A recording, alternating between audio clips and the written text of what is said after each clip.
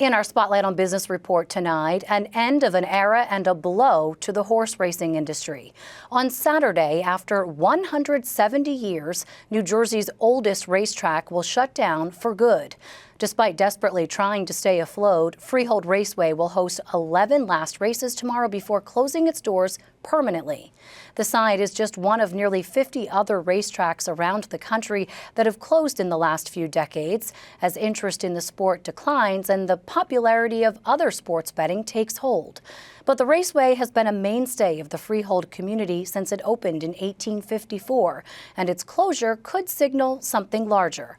For more on that, I'm joined by Steve Edelson. He's the New Jersey sports columnist for the USA Today Network. Steve, great to talk to you. In the pieces you wrote leading up to this, you spoke with quite a few longtime trainers, horsemen, the like. What's the overall sentiment right now in the community about this closure?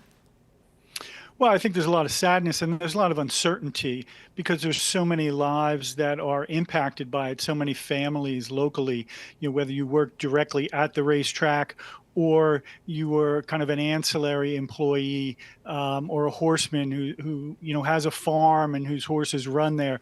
So I think really the ripple effects are so far reaching through the community. I think it's that uncertainty that everyone is trying to deal with right now. Is this closure a reflection of sort of a broader trend that we're seeing? I mean, a couple of our folks have been working on a piece.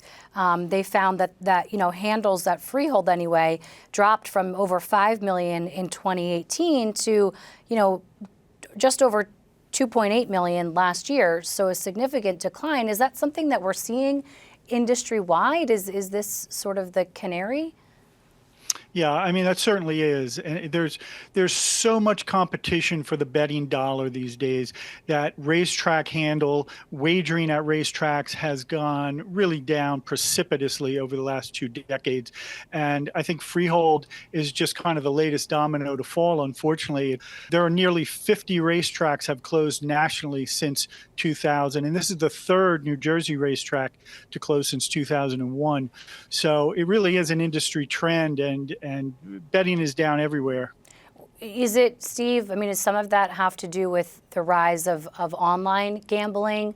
There was also the casino debate that played into this closure, or is all of that just pieces of a much larger puzzle? Well, in the Freehold case, I think it's all pieces of it. Their owners, FR Park Racing, they had a 25-year plan to try and secure a casino in New Jersey. I think they miscalculated how strong, the Atlantic City ties are in Trenton, and that is not going to happen. And they're kind of giving up on that dream.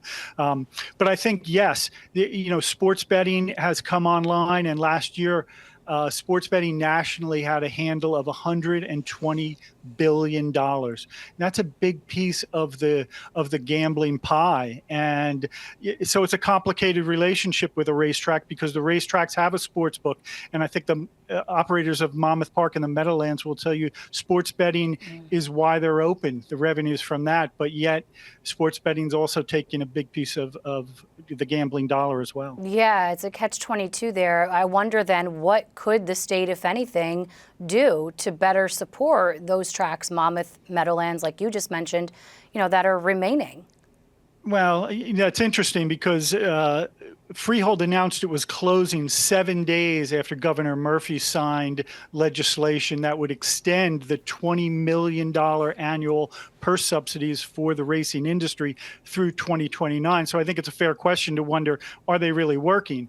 But that is one way that certainly the state has stepped up to try and help the racing industry.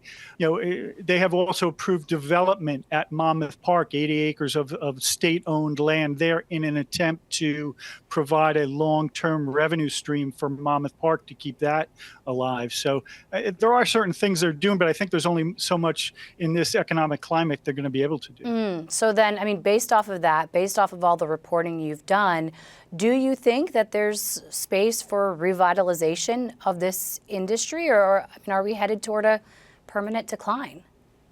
Well, I think it certainly is going in this direction. It doesn't seem to be reversing anywhere. I think in terms of Freehold, there are options on the table in terms of redevelopment that would include horse racing. But while they have a nice vision for that, you need money. And we'll see if anybody steps up. But I'm certain that, developers in terms of housing and retail are going to be very interested in the property. 170 years comes to a close tomorrow. Steve Edelson, thank you so much. Thank you.